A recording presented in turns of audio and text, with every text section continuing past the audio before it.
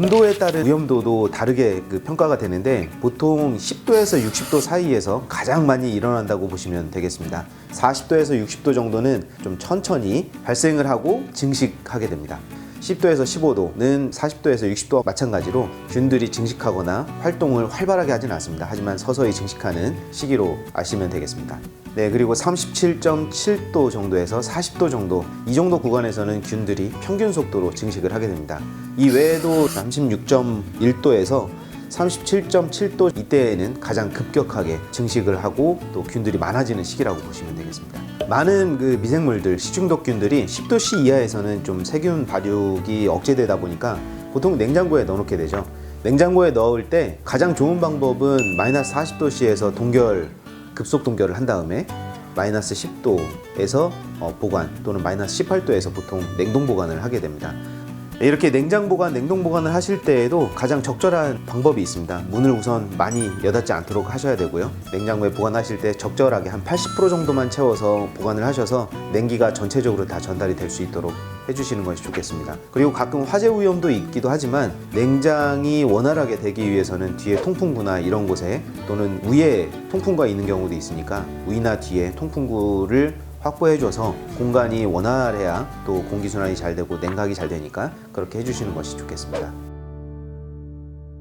네, 식중독이라고 하는 건 물이나 식품을 섭취했을 때 독을 가지고 있는 식품이나 독소를 배출할 수 있는 미생물이 인체로 유입돼서 이상을 일으키는 것을 말합니다. 네, 세계보건기구 WHO에서는 이러한 식품이나 물의 섭취에 의해서 발생되었거나 발생된 것으로 의심되는 모든 증상을 식중독이라고 규정하고 있습니다. 네, 식중독에 걸려보신 분들은 얘기를 안 해도 아시겠지만 식중독에 걸리면 먼저 복통, 구토, 설사 이런 것들이 먼저 일어나게 됩니다. 이 중에 이제 신경계통으로 가서 발작을 일으킨다던가 알러지 반응이 일어난다던가 이런 경우도 발생하는 경우가 종종 있습니다. 네, 식중독은 보통 음식물을 섭취하고 그게 얼마 후에 증상이 나타났는가 이런 것들로 어떤 예후나 이런 것들을 확인할 수가 있는데요. 네, 이런 식중독이 2인 이상에서 발생했다 하면 단체 급식이나 또는 식당에서 섭취를 했다거나 아니면 식당에서 개개인이 구매를 했던 제품들이 다발적으로 발생을 하는 식중독 같은 경우에는 빨리 해당 의심되는 식품을 보존하고 그 관련된 내용들을 보건소 또는 관계기관에 넘겨드려야 됩니다. 식중독균의 위험을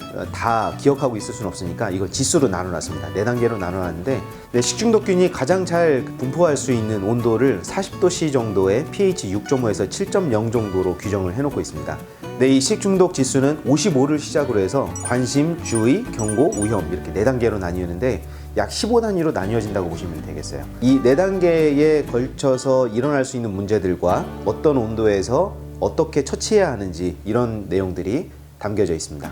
네, 이에 관련된 내용은 이미지를 참고하시면 되겠습니다.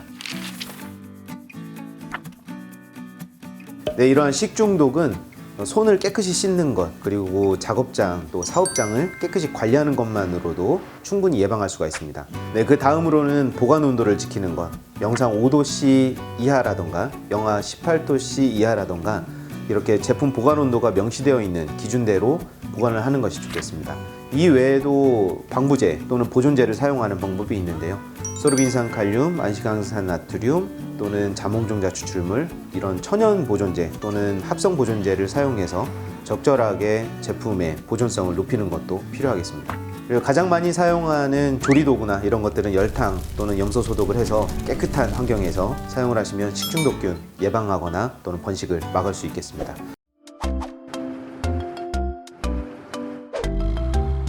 식중독균 작은 예방만으로도 여러분들에게 충분히 예방할 수 있는 방법 알려드렸습니다. 네, 이런 식중독에 대해서 예방을 하실 때에는 저희가 보존제나 방부제 또는 관련 방법들 또는 식품 원료를 추천을 해드릴 수가 있는데 우선 문제가 발생했다 그때는 저희한테 전화를 하시면 안 되고요. 식약처 또는 관공서, 보건소 이런 쪽에 바로 연락을 하시면 되겠습니다.